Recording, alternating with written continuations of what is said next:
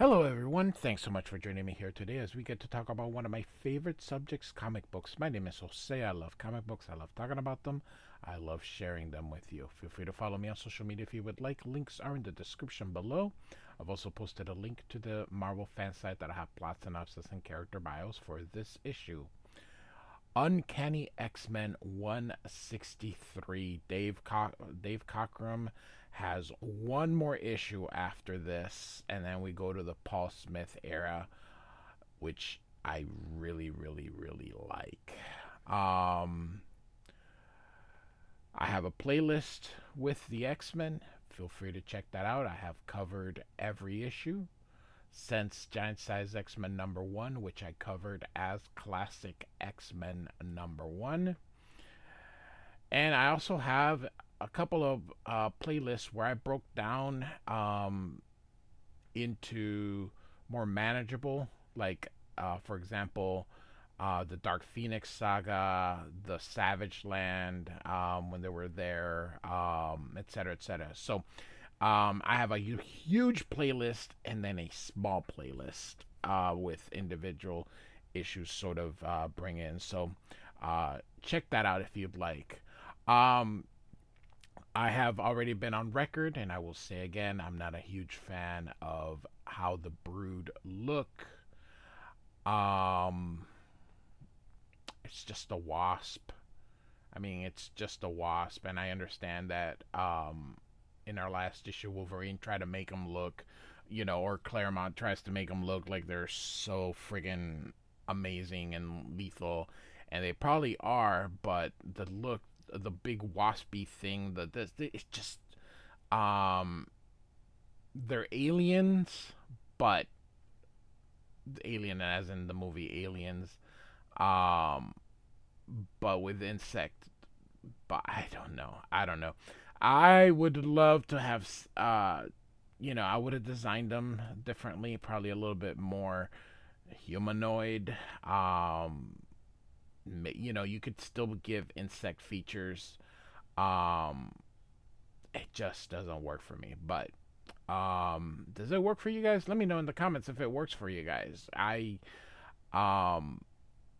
just not. It just doesn't do it for me. So, but regardless, we are coming to the end of this saga here. So here we go. I prefer this cover, which is totally a rip of Alien. I mean, talk about it. Mike Mignola did a really good job on this cover. I thoroughly love it. I think this looks better. So here we go. Rescue mission. A Stan Lee presentation starring the Uncanny X-Men. This is the first issue that has this tagline that Claremont will continue, I believe, through the rest of his run. So, when I was growing up and started reading X-Men, this was already a thing. So, but yeah, this is the first issue that it has it. I actually do own this issue. From now on, every issue that is here, I do have it.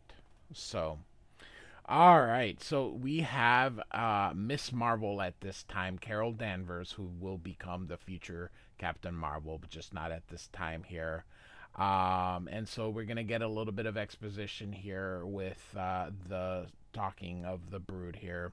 Our subject, whose personal identification is Carol Danvers, is a bipedal humanoid female level 2 on the standard evolutionary scale. Her companions, the X-Men, are mutants, genetic deviants from the racial norm, endowed with extraordinary physical and mental abilities.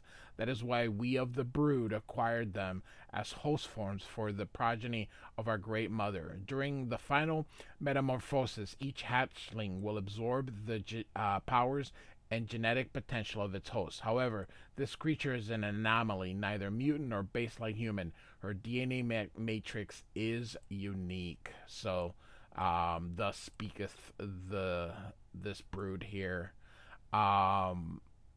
Their faces I thoroughly like. It's their bodies that have a problem, but their faces look absolutely awesome. So Chris Claremont, Dave Cockrum, Bob Wyacek.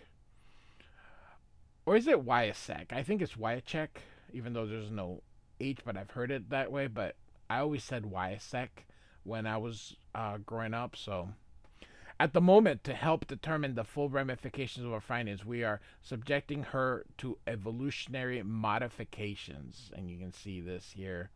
Her physical form we can alter at will. What has proven most fascinating is her psychic resistance. Though she is experiencing supposedly unendurable pain, she remains aware of all that transpires. So, looks like it's very painful here. She remains sane and defiant to an extent I have not have believed possible. Dzilos provides some refreshment for our guests. At once, scholar. So that must be like the scientific thing. And so here's Wolverine still narrating. It's taken me a better part of a day and a night to reach the Sleazoid city. The first familiar scent I tag is Carol. She's in the lab complex. I remembered her being carried off by a couple of brute scientists for an examination. I'm not sure which would be worse, finding her dead or alive. So I follow the techno. I figure he'll be my ticket into the lab here. The Luminers, they've gone out. What is happening? Who's there? For what it's worth, bub, the name is Wolverine. And so he pours his claws out here. I love this snake. It's just such adorable. The sacrifice for all the good that does him. So, and so Wolverine is like, evening, gents. The X-Men Wolverine, he is a renegade. Slay him, says the one. Bob, I was hoping you'd say that. And you can see Wolverine now going after the Brood here. And so we get some exposition about Wolverine, adamantium, and all that kind of stuff, and why he's a mutant. So, this is the Jim Shooter era where every comic book is could be somebody's first. So, Shooter wants people to know as much as they can. So that's why you see a lot of that stuff in the expositioning here. Chris Claremont really takes it to heart here. You can see here the scars from the previous issue. As I mentioned, I do have a playlist. Feel free to check that out here. So I hear her moan, Carol. We go back a ways. She and I, we worked together a lot. When she was part of the U.S. Air Force intelligence, she's a friend. When the Russian KGB captured her, I was one of the team that disobeyed orders and pulled her out. She was a lovely lady, skin and soul. Now she's barely recognizable as a human being. So her features flow like hot wax, shaped by some sickle sculptor's hand, shifting without a rhyme or reason. Obviously, the Sleazoid gizmo is responsible. Probably is how to shut the sucker down. Should I even try? There's no guarantee she'll revert to human. Maybe it'd be better to put her out of her misery first. First Carol, then the X-Men. So Wolverine is going to aim at trying to save everybody and kill them if they turn. So I can't make heads or tails out of the controls. So I decide to leave well enough alone. Finland's only going to make things worse. Instead, I cross my fingers and wreck everything in sight. Simple, effective, like me. I'm luckier than I deserve. I hope Carol feels the same as she kind of falls and he's about to catch her here. And Wolverine's like, easy, darling. You've had a rough ride, but I think you're going to be okay. And here we can see Carol. Fire burning within me. So bright, so beautiful. Logan, help me. And he thinks here, I don't know how. I've been lying, of course. Carol isn't all right. She knows it. And so you can see in her eyes here. She looks normal, but appearances don't matter beans. Her sense no longer human. That scares both of us. So... And Wolverine continues here, but we're professionals with the job to do, so we cope as best as we can. And she says, that's twice I owe you my life, Logan. And he's like, who's counting? We gotta roll, Carol, before someone notices our little fracas. And so, fine with me. Um, so Wolverine is supposed to be short, but she looks like a friggin' giant. Um, Strange, after all the sleazoids put me through, you'd think I'd be weak, physically shot to pieces, but I feel better than I have in ages. Literally bursting with energy as she picks up one of the brood guns here. Let's hope it lasts, darling. We'll be, 'cause we'll sure need it before we're through. Logan, do you think we have a chance? And Wolverine's like, does it matter? And she's like, no, I suppose not. So, we're back on Earth here, and the mansion's being rebuilt. Tom Ozakowski, as you may have noticed, is not doing the lettering. Joe Rosen was the letterer, and so you see here that Corsair and Havoc are like teleporting here, and here is Lorna Dane Polaris here, and back in costume. And so she asks, "What's the news?" And so we get exposition again. We don't need it because we're covering X-Men daily, and I do have a playlist if you need to. But you know, he's leader of the Starjammers, and so. And Havoc is Scott's brother. In case this is your first video, like I mentioned, I do have a playlist. Go check it out. And Havoc says, the X-Men and Empress Lilandra have been kidnapped. Lilandra's sister Deathbird is making a bid to seize the Shi'ar throne. The whole Galactic Empire is coming apart at the seams as everybody chooses sides. Evidently, Deathbird allied herself with a race of aliens from space known as, from space, the Brood. The price of their aid was the X-Men's lives. Deathbird delivered, and the Brood immediately took them to their homeworld, wherever the blazes that is. Heaven only knows their fate. And Havoc, you can see him. He's so, because he can't do anything. My brother, my friends, they could be dead or worse, and there's not a blasted thing I can do to help them. So, using his cosmic powers here. Corsair braces for an attack, but before he realizes that it's his son here, and you can see that the guns just sort of come out of nowhere. He's able to call them here, so and they disappear just as quickly here. And this would be Moira McTaggart, and she says, "You seem to be a mite nervous, Major. Better nervous than dead, Dr. McTaggart. Good point. Might I ask your plans?" She's from Scotland. "My son has been kidnapped. I intend to rescue him or avenge him." And she says, "Alex will want to go with you." That would be Havoc. "I won't let him, much as I'd like him by my side. If anything has happened to Scott or happens to me, at least Alex will be safe. Also, this will be a killing mission. I'm used to that. Alex isn't. I don't want him to learn." So we'll be warping out of orbit as soon as I beam up. I wanted to say goodbye to you and Professor Xavier. And Moira says, "Charles isn't here. He's taking this very hard, Chris.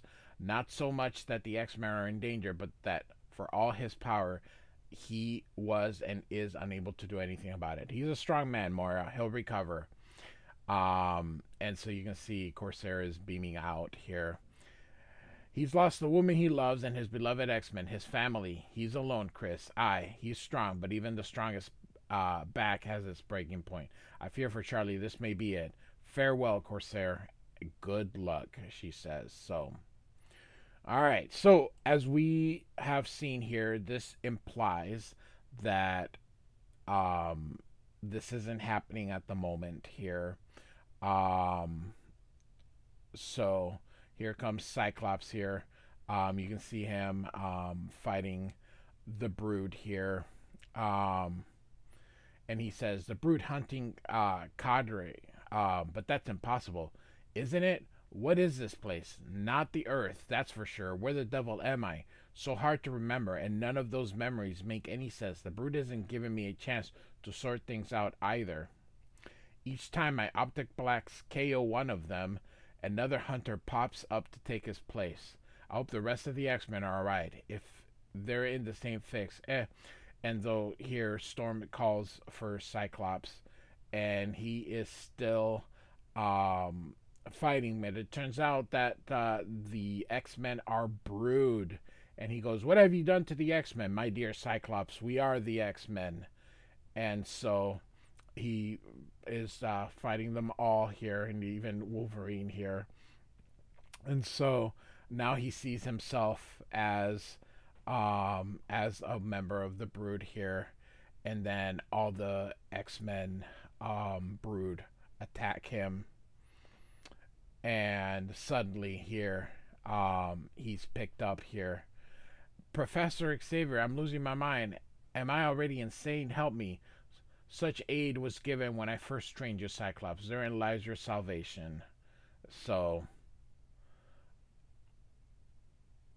now you can see here, kind of like, oh, okay.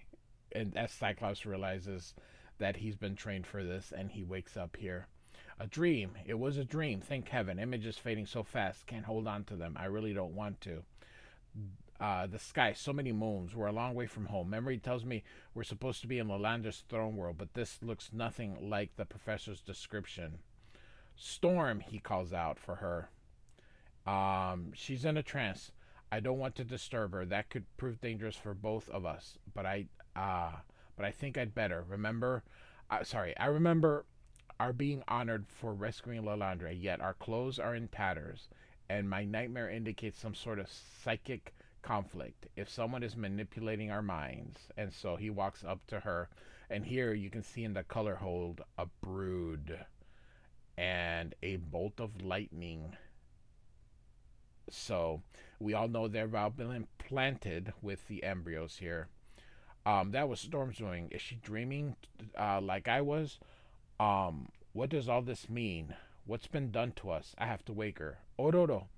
And she wakes up. "Scott, why am I weeping?" as she's crying here. "I am lost, bereft of myself, and at war with myself without knowing why." And you can see the two of them hugging here. "I wish I had more words to offer, Ororo, especially when those words sound hollow and meaningless." So Wolverine and Carol Danvers do find them, and Storm goes, "Wolverine, your skin." So it ain't a pretty story, darling. It can wait. Top priority is hauling our tails off this rock pronto. And Cyclops says, "I'm open to suggestions. Simple. We swipe Lalandra's yacht. It's here," says as Cyclops. "Not quite." And so Wolverine basically tells them where the ship is located. If you remember from the previous issue, this is one of those creatures that the Brood had enslaved, and so it's a gigantic thing, and he's basically saying that it's in one of its ribs. So they're going to basically go up there. So they now have Colossus, so they went ahead and was able to. So Colossus is still on the influence. He goes, "Cyclops, I am confused. Despite all you told me, I still perceive this as Lalandra's palace. It makes me uncomfortable to sneak about as if we were in some enemy's camp." And so that's where they say we are. And so Wolverine is using his tracking. He's like, "This way, Psych. Lil Scent is still strong." So they're off to go get Lilandra here. So Carol Danvers says, "Fascinating. These corridors don't appear to be constructed, but the result of some natural organic process. To me, they feel like normal hallways. When I touch the walls, I feel metal." So again, he's still under the influence. And so real quick here, so Wolverine is saying, "I should tell Psych about the egg the X-Men are hosting, but I can't, not yet. How do I tell him the rest? That my body's healing factor destroyed the egg I've implanted in me, that I'm fine. Suppose there's no cure for the others. What then? Do I watch my friends transform into sleazoids, or do I kill them?" And so He says, tunnel branches, Sykes. Left one leads to Lil. Right one, we hit the jackpot. The queen's down here. The brood's great mother. We nail her. We cripple the whole outfit. And Cyclops says, leave her be, Wolverine. That isn't why we're here. And Wolverine's like, this is no time for your flamin' namby-pamby rules, Summers. This is war. And he's like, X-Men don't kill. Gentlemen, says Miss Marvel here, I suggest you postpone your discussion. We have company. And Colossus, armor up, yells Cyclops. So, the humans are to be taken alive and harmed as little as possible. I'll have the heart of whoever disobeys me, of course, because they have the brood eggs here. And so, this isn't the brood styles to hold back. Why are they doing it? What makes us so valuable? So, their tactics give us tremendous advantage. If they'd hit us with their usual ferocity, sheer weight of numbers would have overwhelmed me. And so, you can see Colossus hitting them. And Carol says, my blaster won't do much here. You guys hold the fort. I'll spring Lilandra. So off goes Miss Marvel here. Psych, back me up with the three of us.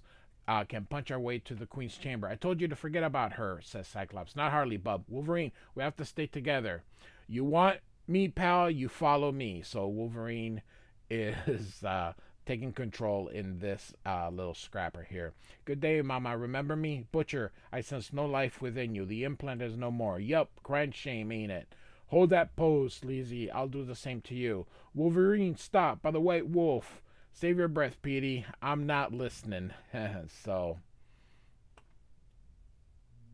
here you can see that Colossus lets us know that he's starting to see better, and he is no longer sensing the the illusion that he was. Cyclops, here comes reinforcement. So I love Dee and Spider-Man. This is quite cool. This Moon Knight, I'm not familiar with these three. They could just be random, but this is definitely Spider-Man and Daredevil. And so, leave them to us, buddy. Nice shooting, Your Majesty. The Shi'ar are warriors too, Carol, and our prowess conquered the galaxy. The brood will rue the day they chose me for a foe, as will my renegade sister. And Carol Danvers says, we have what we came for, Cyclops. I suggest a strategic withdrawal. You heard the lady, troops, says Cyclops. No way, Buster. I don't leave a job before it's finished, as Wolverine is still slashing his way around. How about I carry you out, mister? You're welcome to try. Staying here could finish us, says Cyclops. I love the magenta. We're as good as dead already, thanks to the Queen. At least killing her balances the scales. Do what you like, Psych. I'm staying. So, alright. And so now we've got Storm and Kitty Pryde and Nightcrawler. Sorry. And she's taking them to the top of that area here.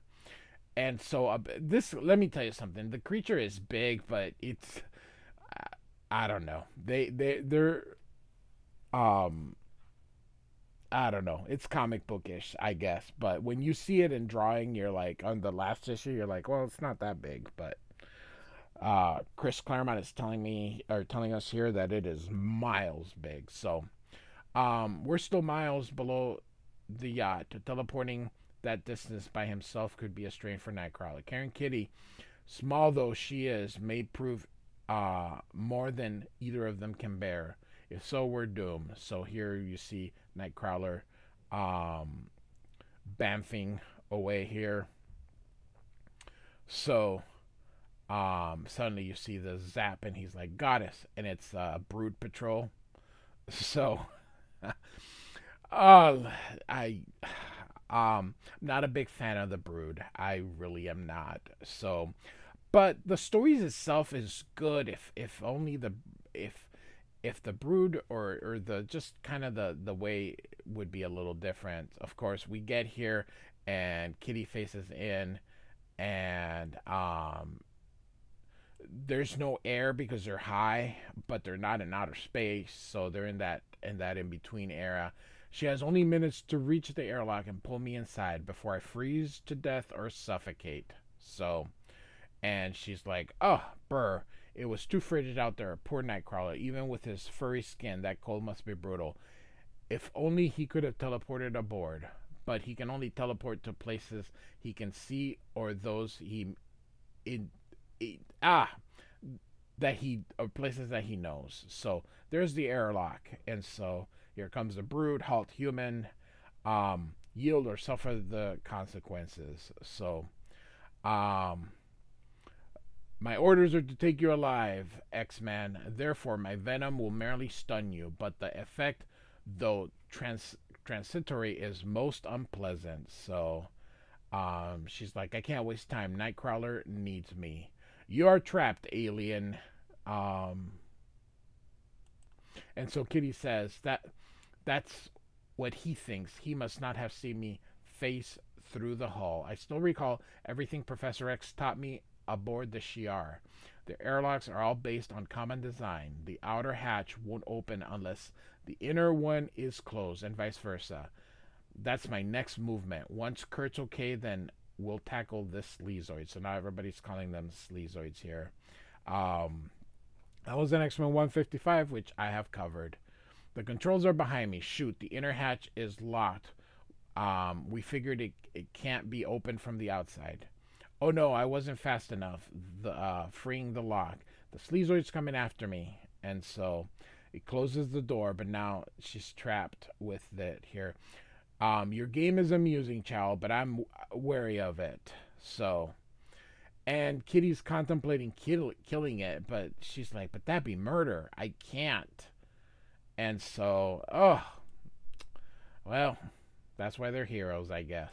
Stand away from the controls, says the brood. You go back the way you came, or we're both dead. You're bluffing. Call me. So, with pleasure. By the void, you become intangible. Surprise. I'll duck out of the corridor, then back in here after he follows me. But this is taking too much time. Nightcrawler's dying. And so, as he flickers the tail, it opens the airlock and goes out. This is just like Alien movie. So, and it's gone. And then she pulls Nightcrawler in, who is not doing very well here. So we're down to the last 2 pages here. So we're almost done here. And Carol Danvers says, the ship should have been ours by now, Scotty. We should have been beamed up. And Cyclops says, I know, Carol. Something must have gone wrong. And Wolverine says, Murphy's Law, bub. Something's always goes wrong. And so Wolverine's reached the Queen. Logan, no. You are a fool, Cyclops. This time Wolverine is in the right. We fight a war against the deadliest of enemies. There is no place here for chivalry or honor. Only death, life, and defeat. Oh, defeat and victory. And Wolverine's like, my sentiments exactly, Lalandra. Bye, babe. And so they end up teleporting here. What the flamin'? And so they are on the ship. Ignition, liftoff. And so off they go. And now we're in the last page here as they are out in outer space. Way to go, X-Men. We're home free. Alalendra, far from it, Cyclops. We are still too deep within the solar gravity well to shift into warp space. While we remain at sublight velocity, we're vulnerable. And so you can see the X-Men have put on their uniforms. Is your yacht armed? Says Colossus. Yes, but we are no match for a true warcraft. Our best hope lies in speed and surprise. But that surprise will not last. The distance involved are too great. We may have caught a local planetary defenses off guard, but the outsystem units will be waiting for us. And Wolverine says, Cyclops, 10 more seconds. 5, bub, and I would have had her. If you'd helped me, Summers, we could have finished the Queen at the start. At least we'd then accomplished something. And Kitty Pryde says, Wolverine, why are you so angry? Why do you hate the Queen so? I'm glad you didn't kill her. And so He, of course, still hasn't told them, but he decided he was about to tell her. But we get to this, and you see that Lalander's ship is on somebody's scope. All guns open fire. Next issue, binary star. So, next issue is also the last issue of Dave Cockrum. So, all right. Uncanny X-Men 163 by Chris Claremont, Dave Cockrum, and Bob Wyacek or Wyacek. I don't know. Like and subscribe. I do thank you for listening. Goodbye.